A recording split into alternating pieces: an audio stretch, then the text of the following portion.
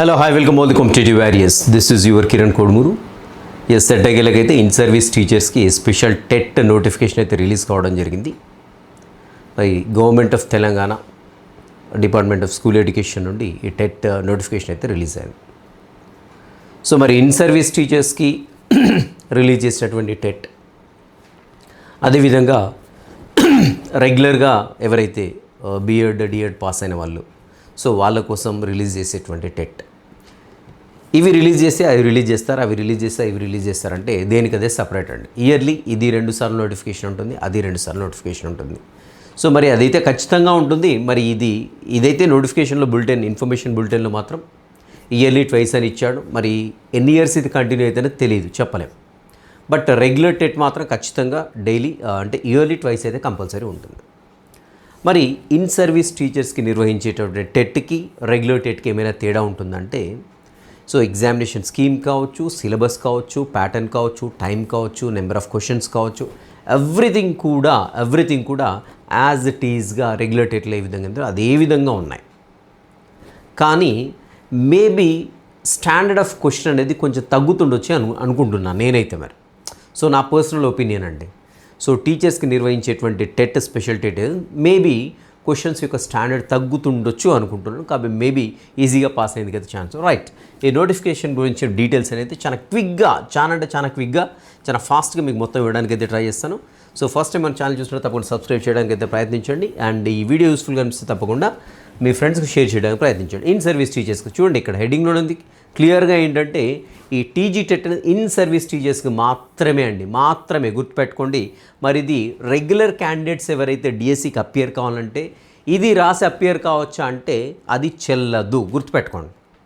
So నేను డిఎస్సికి prepare అవుదానికి నేను ఇంకా టీచర్ని కాలేదు, నేను ఈ టెట్ పాస్ అవుతాను.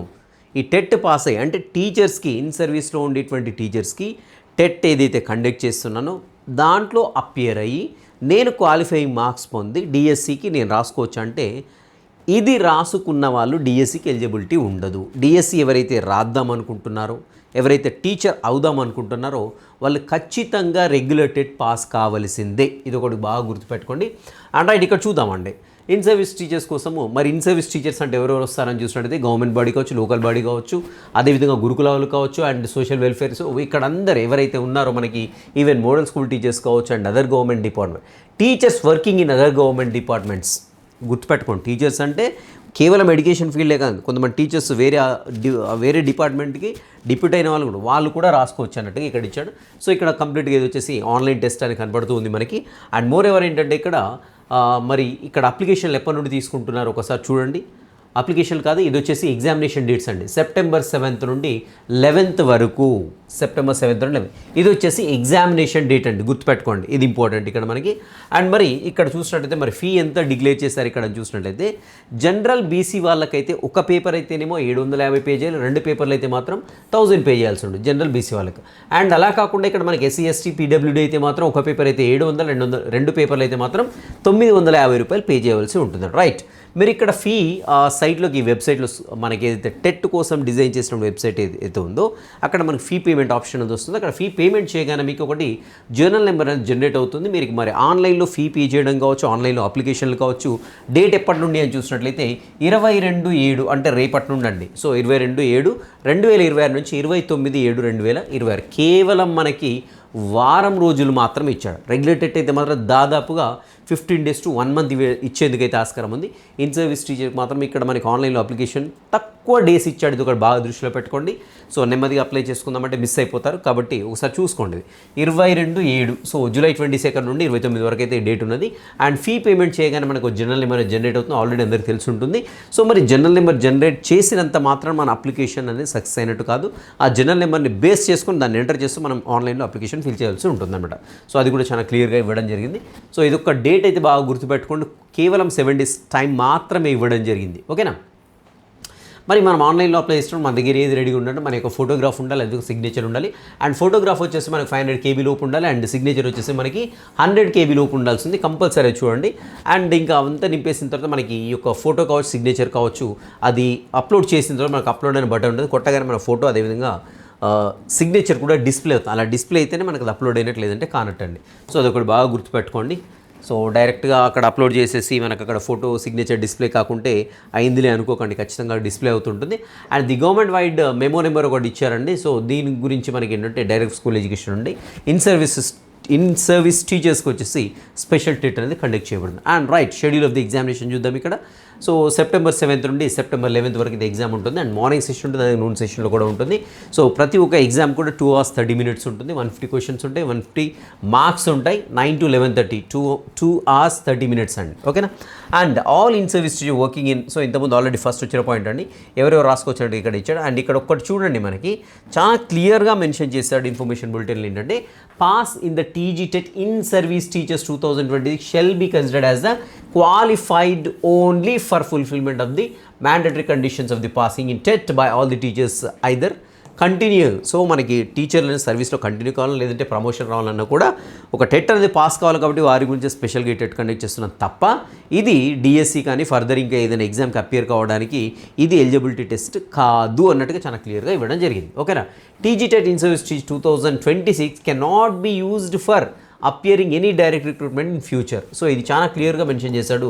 మనకేంటంటే ఎవరైతే టీచర్స్ కాకుండా ఆల్రెడీ డిఎస్సికో లేకుంటే ఇతరతర ఎగ్జామ్స్కి ప్రిపేర్ అవుతున్నారో ఈ టీజీ టెట్ని బేస్ చేసుకొని అలాంటి వారికి ఈ టెట్ అనేది ఉపయోగకరం కాదు, ఒకటి గుర్తుపెట్టుకోండి, ఓకేనా. సో మీకు దీంట్లో వచ్చిన మార్కులు ఫర్దర్ డిఎస్సికి నేను రాసుకుంటానంటే అసలు ఈ టెట్ ఎలిజిబిలిటీ లేదు, only this is for in service teachers అంతే అండి, గుర్తుపెట్టుకోండి. దట్ చాలా క్లియర్గా మెన్షన్ చేశారు 2 paragraphsలో. ఏంటంటే ఏంటి ఇక్కడ cannot be used for appearing in any direct recruitment in the future. For appearing in any direct recruitment candidates need to appear for the regular tests to be conducted twice in a year by the state government or CTET. So ఇది చెప్తున్నాను అండి. So direct recruitment ఏదైనా కావాలంటే ఖచ్చితంగా మీరు CTET కానీ లేదంటే regular TET దాంట్లో అపియర్ కావాలి తప్ప ఇన్ సర్వీసెస్ టీచర్స్ ఎవరైతే ఉన్నారో వీళ్ళకి కండక్ట్ చేసేటువంటి టెట్ అనేది మీకు ఎలిజిబిలిటీ ఉండదని చాలా క్లియర్గా మెన్షన్ చేశాడు పారాగ్రాఫ్లో. అదొకటి రెగ్యులర్ ఆస్పిరెంట్స్ ఎవరైతే వాళ్ళు దృష్టిలో పెట్టుకుని సరిపోతుంది. అండ్ ఇంకా పేపర్ 1 చూసినట్టయితే 2 hours 30 minutes 150 క్వశ్చన్స్ ఉంటాయి అండ్ 150 minutes అయితే ఉంటాయి. ఇక్కడ చూసినట్టయితే సేమ్ యాజ్ యూజువల్గా రెగ్యులర్ టెట్కు ఉండేటువంటి సిలబస్ ఉంటే చైల్డ్ డెవలప్మెంట్ పెడగాజీ వచ్చేసి 30 క్వశ్చన్లు ఉంటాయి, 30 మార్క్స్ ఉంటాయి. లాంగ్వేజ్ 1 వచ్చేసి మనం సెలెక్ట్ చేసి జనరల్గా అది తెలుగు లేకుంటే హిందీనా ఏదో మన క్వాలిఫికేషన్ 10th ఇంటర్మీడియట్లో ఉండేటువంటి లాంగ్వేజ్ ఆప్షన్ బట్టేసి లాంగ్వేజ్ 1 ఉంటుంది. 30 క్వశ్చన్స్ ఉంటాయి అండ్ 30 మార్క్స్ ఉంటాయండి. ఇక్కడ 30 మల్టిపుల్ క్వశ్చన్లో ఇక్కడ 30 మార్క్స్లో వచ్చేసి ఏంటంటే 24+6 అండి. 24 వచ్చేసేమో కంటెంట్కి సంబంధించి 6 వచ్చేసి పెడగాజీకి సంబంధించి ఉంటాయి. అండ్ లాంగ్వేజ్ 2 వచ్చేసి అందరికీ కూడా కామన్ ఇంగ్లీష్ వచ్చేసి ఇవి కూడా 30 క్వశ్చన్లు ఉంటాయి. ఈ 30 క్వశ్చన్లో 24+6 అండి. ఎవ్రీథింగ్ ఇక్కడ ఇచ్చాడు. 30లో 24 ఏమో కాంటెంట్ ఉంటాయి, 6 ఏమో సంబంధించినట్టు మెథడాలజీకి సంబంధించిన క్వశ్చన్లు అనేవి ఉంటాయి ఇక్కడ.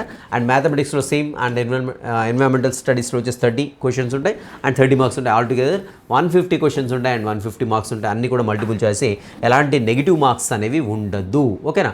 సో లాంగ్వేజ్ 2 కామన్గా వచ్చేసి అందరికీ కూడా ఇంగ్లీషే ఉంటుంది. అండ్ ఇక్కడ మరి పేపర్ స్టాండర్డ్ ఏంటి సిలబస్ చదవాలని చూసినట్లయితే యాజ్ యూజువల్గా టెట్లో ఉన్నట్టుగానే పేపర్ 1కి వచ్చేసి క్లాస్ 1 to 5th అండి, అప్ టు స్టాండర్డ్ వచ్చేసి 10th వరకు చదవాల్సి ఉంటుంది బుక్స్ అన్నీ కూడా. అండ్ మ్యాథమెటిక్స్లో యాజ్ యూజువల్గా ఏంటంటే 24 వచ్చి కాంటెంట్ ఉంటే 6 వచ్చేసి పెడగాజీ ఉంటాయి, గుర్తుపెట్టుకోండి. అదేవిధంగా ఎన్విరాన్మెంటల్ స్టడీస్లో 24+6 అంటే 24 కాంటెంట్ అండ్ 6 వచ్చేసి మెథడాలజీకి సంబంధించిన క్వశ్చన్లు ఉంటాయి. అండ్ లాంగ్వేజ్ 1, 2 ఏవైతే ఉన్నాయో దట్ ఈస్ సో మనకైతే రెగ్యులర్గా అయితే తెలుగు అదేవిధంగా ఇంగ్లీష్. ఇక్కడ చూసినట్టయితే మనం up to 10th class standard వరకు చదవాల్సి ఉంటుంది అన్నట్టుగా ఇవ్వడం జరిగింది. సిలబస్ వచ్చేసి సింపుల్గా ఏంటంటే 1 to 10th క్లాస్ వరకు అన్ని బుక్స్ చదవాల్సింది అన్నట్టుగా చెప్పాడు. And in 30 questions under the first and second language 6 question మనకు తెలిసింది యాజ్ యూజువల్ ఇప్పుడు చెప్పుకున్నదే. 6 క్వశ్చన్లు ఏమో పెడగాజీకి సంబంధించి 24 క్వశ్చన్స్ వచ్చేసి మనకి కాంటెంట్కి సంబంధించినవి కనబడుతూ ఉంటాయి. అండ్ పేపర్ 2 వచ్చేసి సేమ్ అండి, 150 మల్టిపుల్ క్వశ్చన్స్ ఉంటాయి అండ్ 2 hours 30 minutes ఉంటుంది, దట్ ఈస్ 150 minutes ఉంటుంది. దీంట్లో వచ్చేసి మనకి ఏంటంటే child development pedagogy 30 questions 30 marks ఉంటాయి. And language 1 that is Telugu or Hindi whatever it may be. So 30 questions ఉంటాయి అండ్ 30 మార్క్స్ ఉంటాయి. లాంగ్వేజ్ 2 ఇంగ్లీష్ అండి సేమ్ అందరికి కూడా. So 30 questions 30 marks. దీంట్లో కూడా 24 క్వశ్చన్స్ కాంటెంట్ ఉంటాయి ప్లస్ 6 వచ్చేసి మనకి పెడగాజీ లేదంటే మెథడాలజీకి సంబంధించినవి. అండ్ ఇక్కడ కమింగ్ టు 4th పార్ట్కి వచ్చి చూసినట్లయితే దీంట్లో మనకి 60 క్వశ్చన్స్ ఉంటాయి అండ్ 60 మార్క్స్ ఉంటాయండి. సో ఇక్కడ మనకి సోషల్ వాళ్ళకైతే మాత్రం 48+12 అండి. 48 ఏమో కాంటెంట్ అండ్ 12 వచ్చేసేమో పెడగాజీ వాళ్ళకి సంబంధించినటువంటి టీచింగ్ మెథడాలజీకి సంబంధించినవి ఉంటాయి సోషల్ వాళ్ళకైతే. అదే సైన్స్ అండ్ మ్యాథమెటిక్స్ వాళ్ళకి కామన్, గుర్తుపెట్టుకోండి. మ్యాథమెటిక్స్ సైన్స్ ఎవరు అపియర్ అయినా కానీ వాళ్ళకు మాత్రం 30 క్వశ్చన్స్ మ్యాథ్స్ ఉంటాయి. So 24+6. So either they belong to mathematics or science whatever it may be. So వాళ్ళు కంపల్సరీ 30 మ్యాథమెటిక్స్ క్వశ్చన్ చేయాల్సిందే. అండ్ ఇంకా నెక్స్ట్ వచ్చేసి సైన్స్కి సంబంధించి కూడా 30 ఉంటాయి. 30లో వచ్చేసి 15 + 15 అండి. 15 వచ్చేసి మనకి ఏంటంటే ఫిజికల్ సైన్స్ ఉంటాయి, 15 వచ్చి బయో సైన్స్ ఉంటాయి. ఈ 15లో కూడా 12 + 3 అండి. సో అంటే 12 అంటే కాంటెంట్కి సంబంధించినవి అండ్ 3 వచ్చేసి మెథడాలజీకి సంబంధించినవి. సో అదేవిధంగా సేమ్ ఇక్కడ కూడా 12 + 3. సో దట్ మీన్స్ ఓవరాల్గా ఏంటంటే మనకి 24 క్వశ్చన్స్. సో ఇక్కడ సైన్స్కి సంబంధించి 24 క్వశ్చన్స్ ఏవైతున్నాయో 24 + 6 అండి. సో 24 ఏమో కాంటెంట్, 6 వచ్చేసి మనకి మెథడాలజీకి సంబంధించినవి ఉంటాయి. సో మ్యాథమెటిక్స్ సేమ్ యాజ్ యూజువల్గా ఉంటాయండి. సో ఇది వచ్చేసి మనకి ఏంటంటే పేపర్ 2కు సంబంధించినటువంటి క్వశ్చన్ ఎగ్జామినేషన్ స్కీమ్ అండి. రైట్, నెక్స్ట్ మ్యాథమెటిక్స్ ఇద్దాము చెప్పుకున్నట్టుగా. సో MCQ 24 + 6 ఉంటాయి. అండ్ ఇక్కడ సైన్స్కి సంబంధించిన కాంటెంట్ చూడండి, ఇక్కడ ఫిజికల్ సైన్స్ 12 మార్క్స్ ఉంటాయి.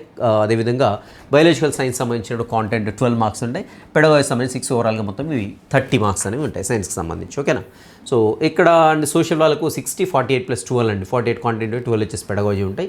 అండ్ ఇక్కడ ఇక స్టాండర్డ్ చూసినట్టయితే అప్ టు పేపర్ 2 అయితే అప్ టు 12th స్టాండర్డ్ అంటుంటాడు, కానీ మ్యాక్సిమం మనకి 10th వరకు అడుగుతూ ఉంటాడు. అండ్ లాంగ్వేజ్ 1 and 2 చూసినట్టయితే అది కూడా 12th స్టాండర్డ్ అని చెప్తుంటాడు. మీడియం ఆఫ్ క్వశ్చన్ పేపర్ చూసినట్టయితే జనరల్గా ఇంగ్లీష్ అయితే కంపల్సరీ క్వశ్చన్ పేపర్ అనేది ఇంగ్లీష్లో ఉంటుంది.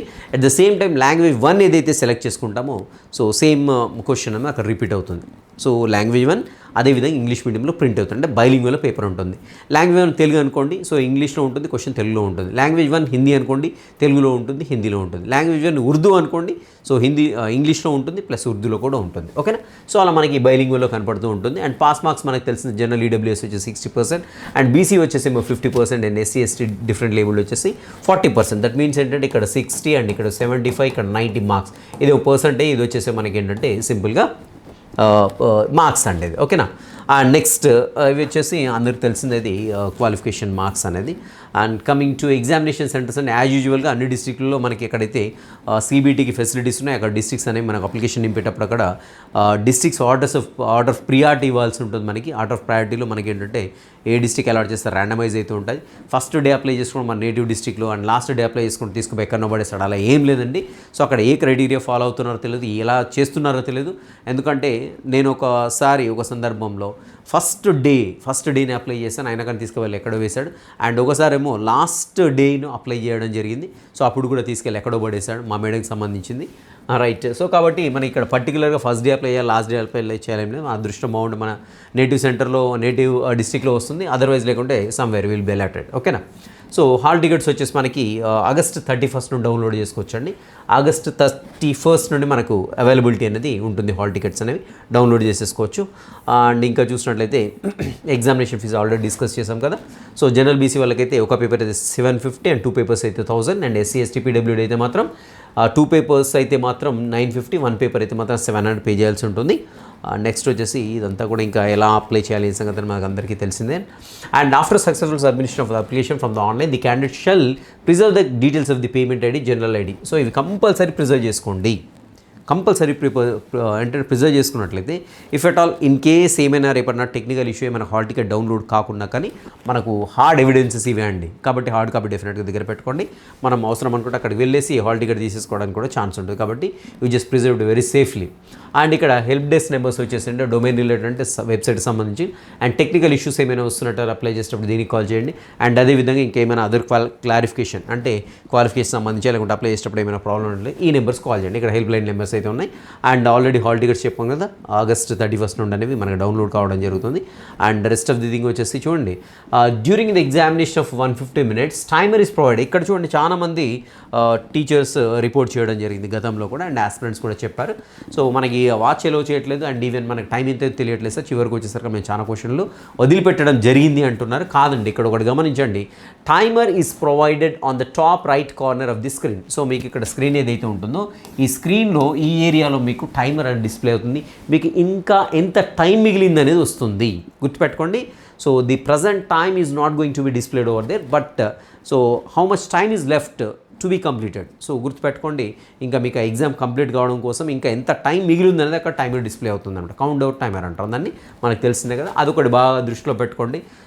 ఎందుకంటే చాలామంది చివరిలో టైం సరిపోలేదన్నట్టుగా రిపోర్ట్ చేయడం జరిగింది. ఎందుకంటే because they are not watching the timer, అక్కడ ఉంది యాక్చువల్గా అక్కడ.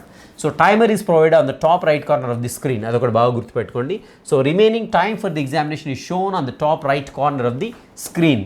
సో రిమైనింగ్ టైమే చూపిస్తూ ఉంటుంది అక్కడ, అదొకటి దృష్టిలో పెట్టుకొని దాన్ని బట్టి మూవ్ అవుతూ ఉండండి. So that is a very important one because so many people missed last time.